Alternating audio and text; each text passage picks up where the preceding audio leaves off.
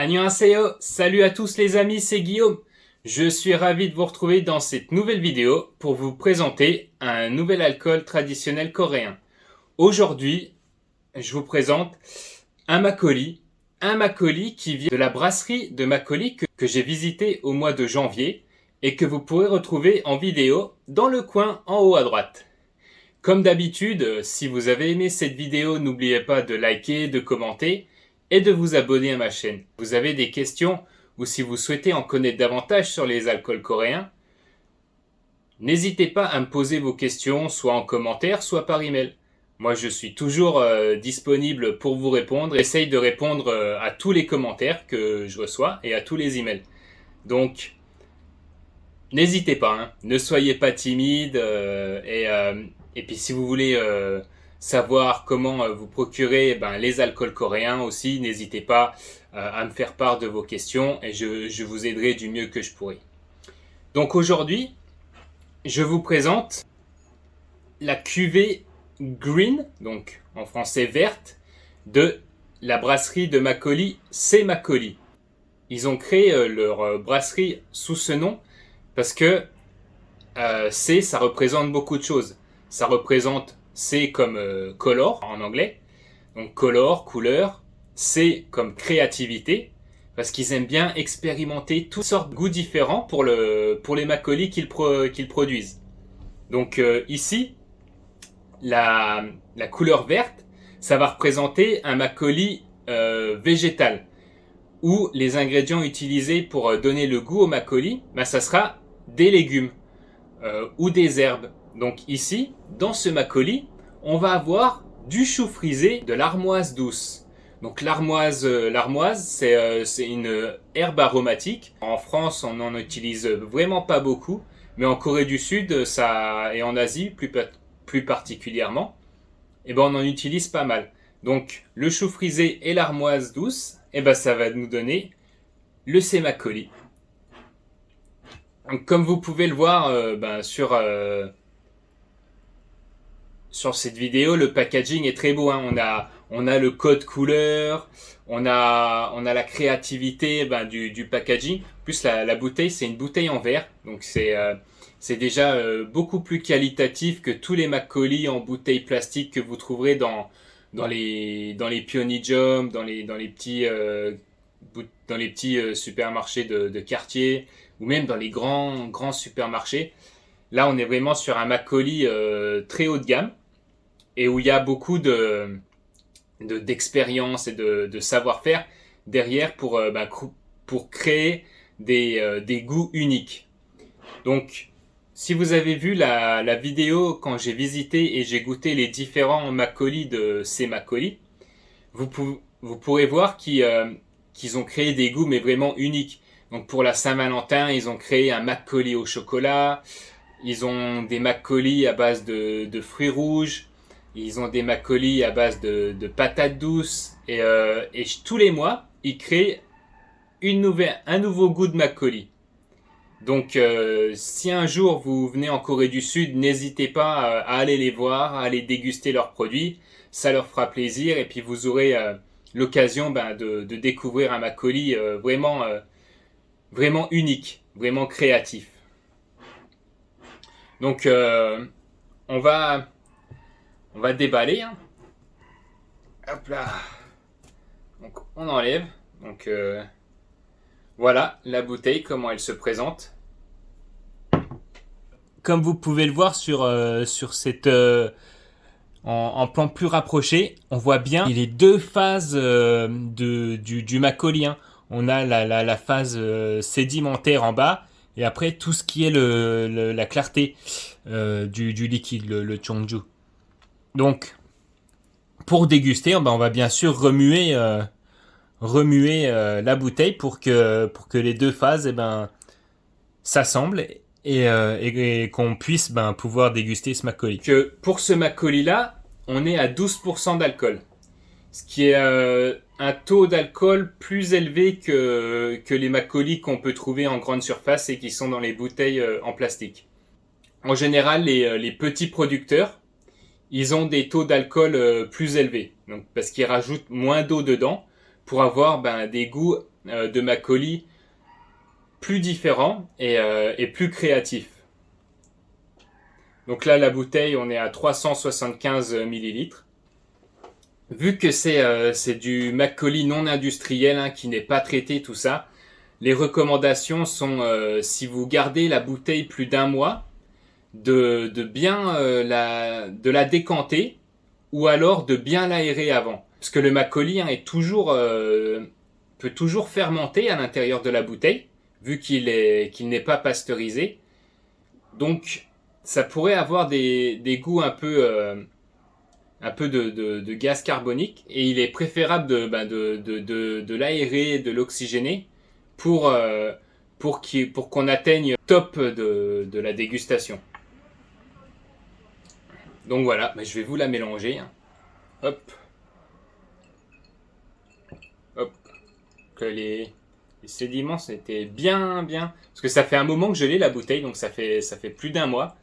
Donc je vais l'ouvrir et je ferai la dégustation un peu plus tard. Et également, sur l'étiquette, beaucoup d'informations sont en anglais. Donc si vous parlez plutôt bien anglais, c'est super intéressant. Donc pour en revenir au C Makgeolli, donc ils utilisent le C pour créatif, colorful, cosmopolitain, contemporain et du craft classique. Hein. Donc c'est vraiment une petite brasserie de Makgeolli qui s'est créée il y a à peine un an, et ils font vraiment des choses top et très colorées.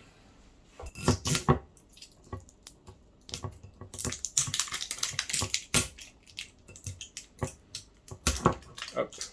J'ouvre. Donc à l'ouverture, on voit pas mal de petites bulles qui remontent à la surface. Donc ça prouve qu'il y a eu de la fermentation dedans.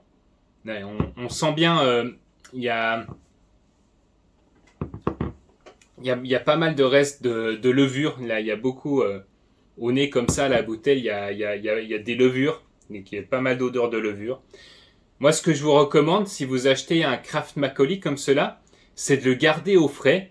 Donc ça va ralentir la fermentation. Parce que si vous le laissez en plein soleil, tout ça, il risque d'y avoir une accélération de la fermentation dans la bouteille. Et votre Makgeolli peut devenir très acide. Donc gardez-le au frais et évitez de le garder trop longtemps. En général, les Makgeolli non pasteurisés, il faut les garder 1 mois, 2 mois maximum. Et après, il commence à se dégrader assez rapidement. Le plus tôt que vous le buvez, c'est le mieux. Donc moi, je vais me servir le Makgeolli. Donc le Makgeolli en Corée du Sud est généralement versé dans des petits bols en bois comme celui-ci. Donc à la maison, on a ces petits bols pour boire le Makgeolli. Donc là, c'est une bouteille pour 2 personnes. Hein, si vous voulez vous faire un petit dîner coréen à la maison, vous achetez votre bibimbap, vous achetez votre doenjang jjigae, et vous achetez une petite bouteille de Makgeolli qui fait office de vin en fait en Corée du Sud. Hein. C'est du vin de riz. C'est exactement la même préparation que du vin. On fait fermenter du riz pendant plusieurs mois, et on obtient ce Makgeolli. Et voilà, on sert. Donc ouais, quand ils disent de décanter, je vois ce qu'ils veulent dire. Donc je vais vous montrer. Donc là, sur le col, on voit qu'il y a des dépôts de... Je pense que c'est des dépôts de légumes, des herbes qu'ils ont utilisées pour la macérer. Donc comme vous pouvez le voir, c'est vraiment pas industriel, c'est vraiment du craft. C'est pas passé dans des machines filtreuses qui vont produire quelque chose de super clean. Là, on est vraiment sur du fait maison, comme vous pouvez le voir dans la vidéo. Donc je me sers un petit verre. Donc on a une couleur verdâtre. qui tire sur le jaune.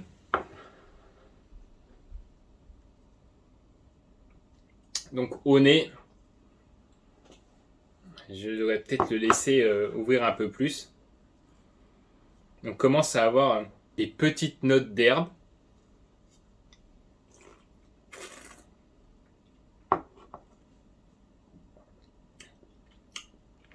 Ouh, il est acide.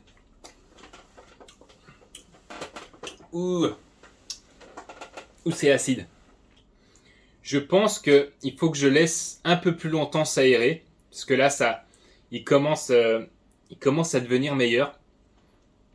Donc voilà, hein, c'est une parfaite leçon pour vous si un jour vous souhaitez acheter du makgeolli et pour l'offrir à des amis ou à de la famille en France quand vous revenez au pays.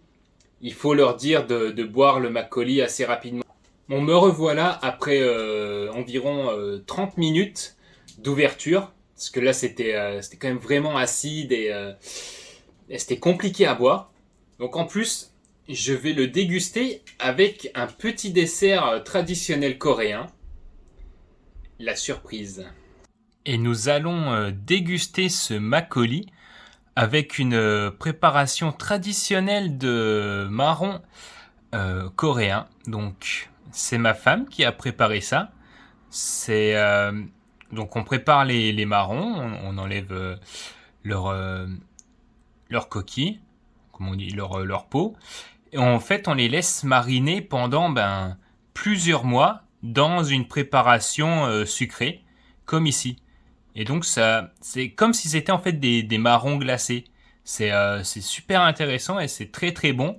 Donc on prend ça en dessert en Corée du Sud et on peut aussi en déguster quand on prend un verre d'alcool. Donc là je vais essayer avec mon makgeolli. Donc on va prendre un petit marron et on ira le placer sur notre petit présentoir. Hop. Tout.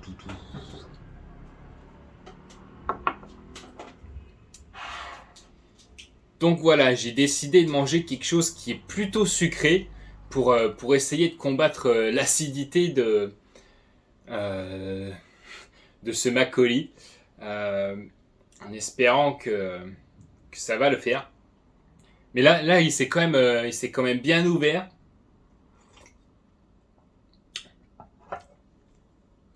Et on a beaucoup moins d'acidité que lors de l'ouverture. On commence à avoir quelque chose qui est beaucoup plus buvable que tout à l'heure. Donc ouais, comme indiqué sur la bouteille, laissez-le s'ouvrir pendant au moins une demi-heure. Je recommanderais même 1 heure, voire 2 heures pour qu'il soit bien ouvert. Donc avant le dîner, hein, si vous dînez autour de 7h, 8h, ouvrez le bouchon à 5h pour qu'il soit bien ouvert lors de la dégustation. Ouais. Là on est bien, on a le bon goût du chou qui est pas c'est pas le chou de Bruxelles, non, c'est léger, c'est très agréable. Après on a un peu de douceur qui vient sûrement de l'armoise, donc une douceur herbacée. Oh, c'est vraiment quelque chose d'unique. C'est un makgeolli unique qu'on apprécie beaucoup. Le marron glacé dans son sirop. Ouais. Ah, il est fondant. Parfait. Une tuerie.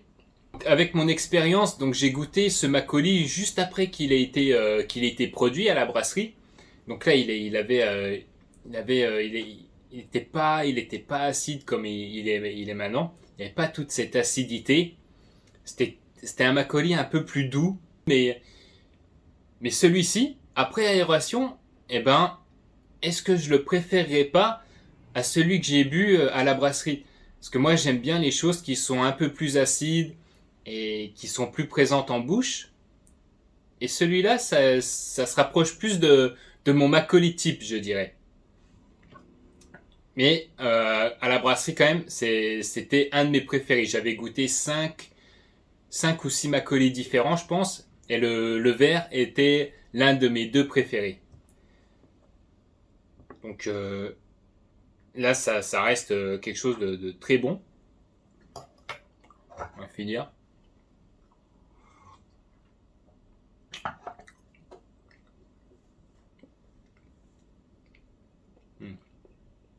Intéressant. Donc voilà les amis, cette vidéo sur le Green Macaulay de C. Macaulay est maintenant terminée. Donc, comme d'habitude, hein, si vous avez des questions, si vous souhaitez en savoir davantage sur ce Macaulay, sur cette brasserie de Macaulay, n'hésitez pas à me contacter. Et comme à chaque fois mes amis, Cambé.